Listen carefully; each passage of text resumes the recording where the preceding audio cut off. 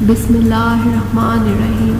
یا علی مدد۔ تمام مومن و مومنات خصوصاً امام زمانہ اجل اللہ تعالیٰ فرجہ کی خدمت میں شہادت امیر المومنین علیہ السلام کی ہم تعزیت پیش کرتے ہیں، اور اس موقع پر کاظمی چینل پیش کرتے ہیں شہادت کے متعلق وہ واقعات جو اکثر مومنین کی نظروں سے ابھی تک پوشیدہ ہیں۔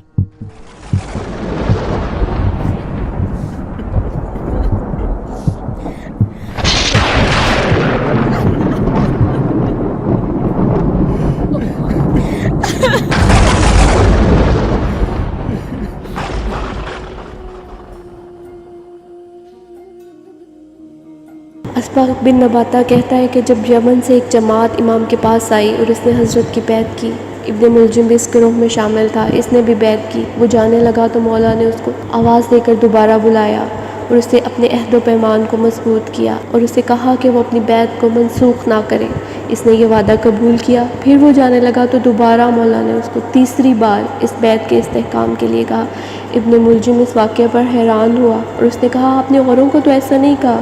امام نے اس سے فرمایا، مجھے نہیں لگتا کہ تم اپنی اس بیعت سے وفا کرو گے۔ ابن ملجم نے کہا، خدا کی قسم میں قلبی طور پر آپ سے محبت اور دوستی رکھتا ہوں، آپ کے دوستوں کا دوست ہوں اور آپ کے دشمنوں کا دشمن۔ امام نے تبسم فرمایا، فرمانے لگے، اے مرادی بھائی، اگر میں ایک چیز کا سوال کروں تو صحیح جواب دے گا؟ کہا، جی ہاں امیر المومنین۔ حضرت نے فرمایا، کیا تمہاری دایا ایک یہودی عورت نہیں تھی؟ جب تم روتے تھے تو وہ تمہیں مارتی تھی، تمہارے چہرے پر تھپڑ لگاتی تھی اور کہتی تھی چپ ہو جا، کیونکہ تو اس سے بھی زیادہ شقی ہے جس نے ناقہ صالح کا پیچھا کیا۔ تو بہت ہی جلد ایک عظیم ترین جرم کا مرتکب ہوگا، اس کی وجہ سے خدا تجھ سے بہت ناراض ہوگا اور تیری تقدیر میں جہنم ہے۔ ابن ملجم نے کہا، ایسا ہی ہوگا، مگر خدا کی قسم اے علی علیہ السلام، تم مجھے ہر ایک سے زیادہ پیارے ہو۔ ابن ملجم کچھ عرصہ بنی تمیم میں رہا، لیکن دوستوں کے یمن جانے کے وقت وہ بیمار ہو گیا۔ اس کے دوست اس کو چھوڑ کر یمن چلے گئے۔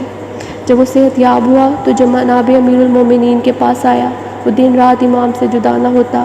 حضرت اس کی خواہشات کو پورا کرتے، اس کا احترام کرتے اور اپنے گھر میں دعوت کرتے، ساتھ ہی کہتے، تو میرا قاتل ہے۔ ابن ملجم کہتا ہے، اے امیر المومنین، آپ جانتے ہیں میں آپ کا قاتل ہوں، تو آپ مجھے مار ڈالیں۔ حضرت فرماتے ہیں، یہ میرے لیے جائز نہیں کہ جس شخص نے میری نسبت کچھ کام سر انجام ہی نہ دیا ہو اس کو مار ڈالوں۔ پھر یہ فرماتے ہیں، اگر میں تجھے مار ڈالوں گا تو پھر مجھے کون قتل کرے گا؟ اس ویڈیوز کو زیادہ سے زیادہ شیئر کریں تاکہ زیادہ سے زیادہ لوگوں تک پہنچ سکیں۔ شکریہ۔